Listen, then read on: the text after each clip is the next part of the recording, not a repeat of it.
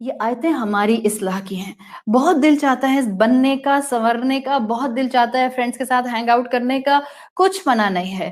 جب آپ نے فرینڈس کے ساتھ ہینگ آؤٹ کرنا ہے تو کسی کو حقیر کر کے، کسی کو ذلیل کر کے، کسی کے بیگ کا مذاق اڑا کر، کسی کے کپڑوں کا مذاق اڑا کر، کسی کی گھڑی کا مذاق اڑا کر، یہ تو سیکنڈ کاپی لگ رہی ہے، یہ تو چائنا کا پروڈکٹ لگ رہا ہے، یہ جوتے oh my God it's a second copy, اس انداز سے تھرفٹ اسٹور سے لیا ہوا لگ رہا ہے.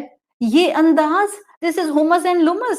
آج فرینڈ سرکلز کے اندر آئی مسٹ سے دس از پیتھیٹک ایٹیٹیوڈ. ہم دوست اس وقت بناتے ہیں اور دوستیاں اس وقت کرتے ہیں جب ہمیں پتہ چلتا ہے کہ لوگوں کے برانڈڈ جوتے، برانڈڈ بیگ، برانڈڈ کپڑے، برانڈڈ رسٹ واچز ہیں اور ان کے فون لیٹسٹ ماڈلز کے ہیں. او آپ چائنا پروڈکٹ استعمال کرتے ہیں، او مائی گاڈ. تھرفٹ اسٹور سے آپ نے لیا ہے. آپ ان چیزوں کو اور ہم ہومس اور لومس نہیں سمجھ رہے. Are we unable, are we dumb that we cannot relate Quran to our daily lives?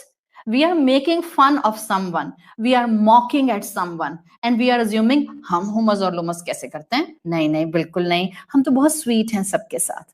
No, we are not actually.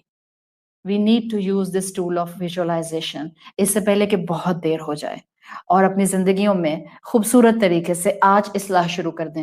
ہر انسان کو عزت دیں. قرآن کی ان آیات کو اپنے لیے سورس آف انسپریشن بنائیں.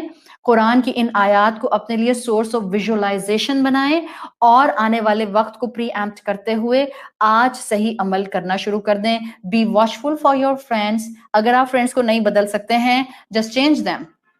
Yes, you can't change your families. You can't change your children. You can't change your husband frequently, or you can't change your wife frequently. You can't change your parents. But you can change your friends. Change your circle. یا تو وہ آپ کی بات مانیں، اور اگر آپ کا ان کے ساتھ رہنا آپ کے ایمان کا امتحان بن رہا ہے، leave those friends.